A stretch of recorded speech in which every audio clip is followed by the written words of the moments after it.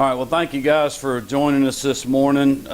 Just excited to have Director Stallings with Georgia Emergency Management Agency and his team with us today. We want to thank the local emergency management partners that we have all across the state. We have Commissioner McMurray and the DOT folks, obviously Colonel Wright, State Patrol, Department of Public Safety, our hardworking troopers that are out there, and their support staff. Deputy Commissioner Raven with the DNR team who's standing by as well, and those two who are throughout the state preparing their communities for this historic cold weather that we're about to experience. In the early morning hours on Friday, temperatures, as we know, are going to plummet statewide.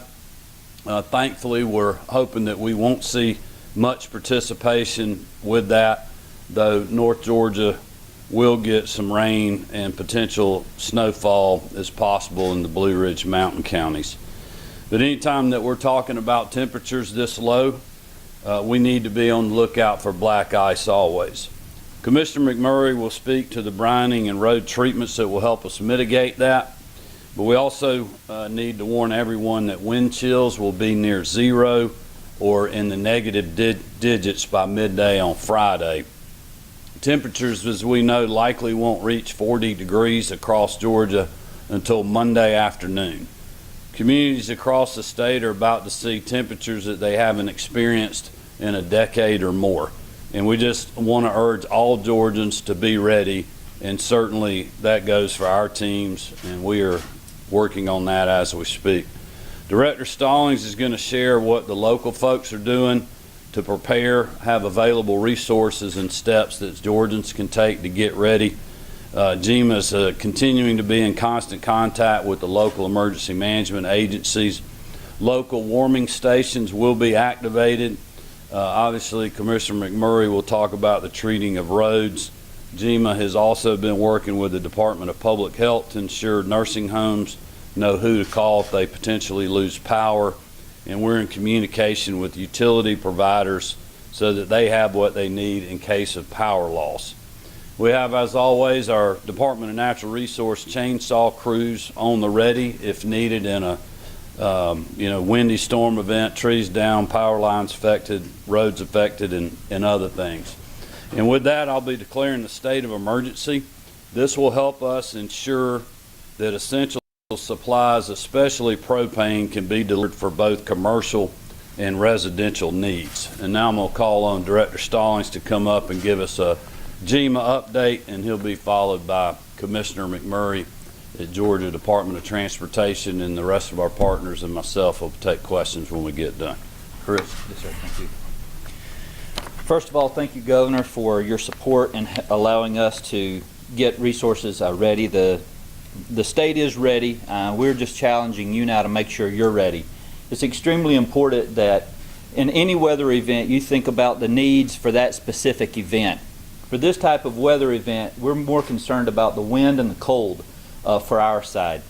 On the wind, the power loss is going to be a concern. So when you're making ready, a ready kit that can sustain you for 3 days is going to be important. With these type of temperatures, and the wind, as always, anytime we have a wind event, it's difficult for power crews to get up in bucket trucks in sustained wind to recover power. So while creating and updating your kit, keep in mind some specific needs for those that are in your household. Battery operated devices, flashlights, things of that nature. Make sure you've got those ready. First aid kits, extra medicine should you have to leave your home, have those on the ready. And certainly special items for infants and pets as well. Plan to check on elderly and disabled relatives and neighbors. It's going to be extremely important to make sure we keep our critical friends and neighbors in mind. These cold temperatures are extremely difficult on our elderly and disabled population. Stay hydrated. A lot of times you don't think about the wind events and the cold. It will pull the moisture out of you much faster than a hot event. So make sure you're staying hydrated, and your children, anyone who go outside, they need to be hydrated and well covered. Plan on bringing your pets inside during this event. Our pets aren't ready for this type of event. Also, make sure your home is being insulated. That you're weather stripping around your doors and window sills. You need to just check on those going into it. Have some towels available. to cover those cracks under the door and things like that to help keep those out. Your outdoor pipes. A lot of our homes haven't seen these temperatures in a very long time, so it'd be a good time to make sure you put something with styrofoam over it. It's not a good idea to wrap it just in something to insulate it. Unfortunately, if you wrap it in some type of cloth or something that can absorb water, it's going to get wet, and then that is itself going to freeze, so it's going to make the situation even more damaging. Open up cabinet doors inside the house. For those houses that your kitchen is on an exterior wall, or a lot of your plumbing is on an exterior wall, open up those cabinet doors and let that heat circulate under there. That will help get some heat through the wall into those pipes. And allow your faucets to drip a little bit through the cold weather. It's important that while you're heating your home, keep space heater safety in mind. Don't just plug in one and get close to it. Keep some distance between you and those space heaters. Make sure they have tip sensors. If they fall over, a pet knocks it over, that you're aware that we don't have a house fire. Keep it away from your drapes and furnitures. Never use a generator, camp stove, charcoal, or gas grill to heat your home. Unfortunately, that's going to happen, and we do not need that happening on our watch. We need you to be weather-wise. And keep all your generators at least 20 feet away from any of your doors, windows, or any outlets that will pull in fresh air. In case of power loss, this is where our concern is that in the event of power loss, make sure you've got some alternate heating sources available to you. Now, a lot of times we think about creating heat, but make sure you've thought ahead. Have your blankets out, your cold weather gear. If you've got some old winter jackets or some coats, go ahead and get those out now before the weather turns and you're trying to find them in the dark. Make sure you've got your batteries and your flashlights ready. Plan ahead. Have at least one of the following heat sources that we just discussed readily available.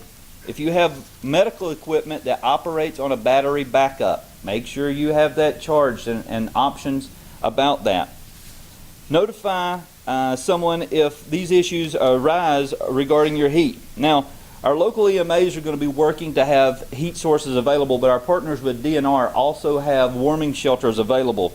You can find out where those are at gastateparks.org/alerts. So if you go to there, they'll have a list of all their state warming stations that they have available. And then if you have any further questions about that, your local EMs are also working on this problem. And finally, health concerns. Watch out for frostbite.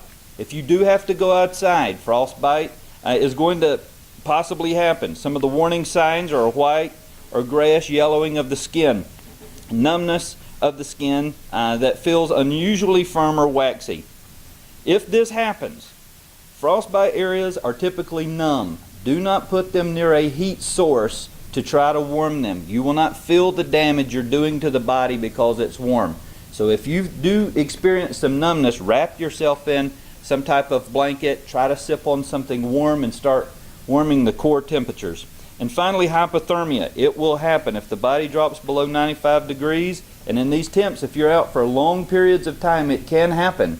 Make sure you use those same precautions when you come in. Warm, non-alcoholic beverages are the best options. So make sure you're keeping wise. And finally, my final point that I want to make clear is if your power is out, most likely your neighbors are too. And in this type of event, it's important that we know we have one another's back. Check on your neighbors, check on your family, and we'll get through all this together. Commissioner McMurray? Thank you, Director Stallings. First, I want to just tell everybody again, we are preparing for this extreme cold weather event. As the governor mentioned, there will be precipitation Thursday evening into early Friday morning. And as the National Weather Service has predicted, there is a potential for flash freezing for the moisture that remains on any of the roadways and bridges across Georgia. Therefore, out of the abundance of caution, the Department of Transportation is moving forward today with pre-treating roads and bridges on state routes and interstates, such to try to get an onset to keep that precipitation from freezing as this Arctic blast moves through. The Department of Transportation will treat basically from a line north of Columbus to Augusta and everything north of there, as well as I-75 from Macon to the Tennessee border and everything in between. That is some 21,000 miles of roadways that will need to be treated. This afternoon, we will start treating the roads, not the interstates, but the roads in northwest Georgia and northeast Georgia, as well as this evening, the roads in the south metro area. That would be the state routes, but not the interstates. Tomorrow morning at 7 a.m., we will begin to treat the interstates from that boundary of Columbus all the way over to Augusta and Macon north. This will be working for 12-hour shifts until we have everything treated, and trying to have everything treated before the onset of the freezing temperatures in the wee hours of Friday morning. And we are confident that we can have that first application of brine across all the state routes and interstates.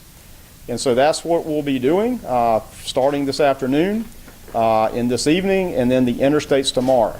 I would like to highlight that tomorrow we ask for your patience while you're out and about. In fact, if you don't have to travel tomorrow, we suggest you stay home, because we will have to brine these roadways during the day. With over 21,000 miles of road, it just takes that long to brine that much area. So we're asking for your cooperation. If you don't have to be out tomorrow, stay home and stay warm. And certainly on Friday morning, we ask that you not get out. If you see a roadway that looks wet on Friday morning or Friday, assume that it is frozen. We will continue to spot treat any areas that have ice on them or they're black ice Friday into Saturday until we get the all clear. Now, this is an all-hands effort with this big geographic area that we're dealing with, and we'll continue to work so that the roads are passable and acceptable. I remind you all, too, that your local roads, and especially subdivision or neighborhood streets, are likely not to be treated.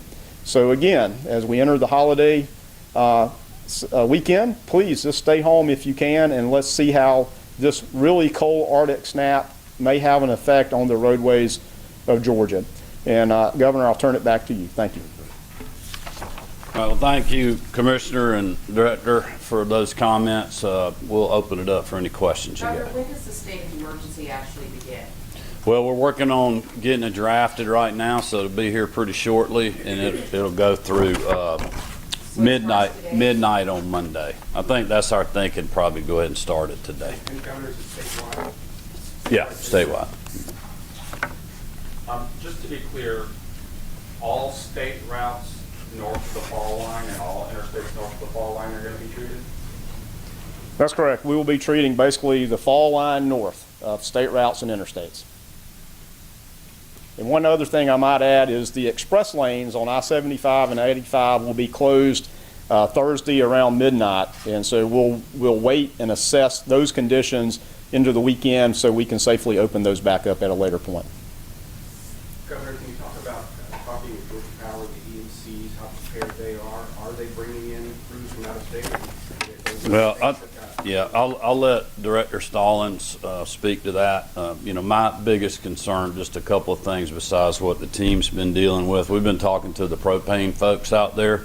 A lot of the chicken houses across state are warmed by propane. Obviously, a lot of residential homes are.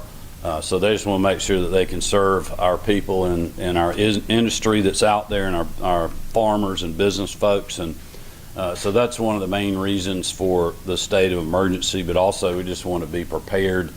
We want people to think about, if they're leaving town this afternoon and it's still above freezing, to remind them that it's going to be very cold. So, the things that Director Stallings was saying, opening cabinet doors, prepare for your travel if you were to get stranded, in an out-of-way place in 10-degree weather, to have supplies to get you through those kind of things, to not completely cut your heat off when you leave to prevent frozen pipes, and just be aware of the potential for the forecast and heavy winds and extremely cold temperatures. It may be very hard to get the crews to fix a down power outage until it's safe to do so. So we just want people to be thinking about that and be prepared, because we know, obviously, with Christmas right around the corner and the rest of the holidays that are going on, weather is not of the forefront of people's minds. Even though I think when the winds pick up like they did this morning, the temperatures drop, it will be so very quickly. So that's the biggest things for me, and also just what Commissioner McMurray said, just for people to be patient, so our drivers, brine trucks, and other public safety vehicles we got on the roads helping with this. Just give them plenty of space, be courteous, let them do their work, and just let's not have any accidents or loss of life because people get impatient on our roadways. But Chris, do you want to speak to Yes, the sir. utility partners? So we have definitely been in contact with our utility partners. Some of the concerns of, like you mentioned, everybody's dealing with this cold snap, so we can't bring in a lot of folks from outside, so it's kind of an all-hands approach. Everybody's available.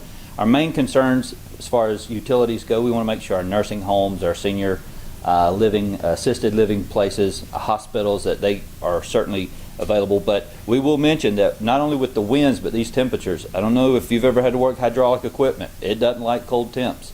And so it slows down response with these hydraulic lifts and things of that nature, whether it's just cold weather or not. I mean, wind or not, the cold weather itself will slow that down. And to the governor's point, if you are going to travel, make sure someone can get into your home in the event of an emergency for you. Trust a neighbor with a key or an access code to a garage, because if a water main breaks and you're a couple hours away visiting family, someone needs to be able to get to that water meter or that water main inside your house to shut that down for you. So make sure you do have those relationships built in before you travel. All right, everybody good? All right, thank you guys. Be safe.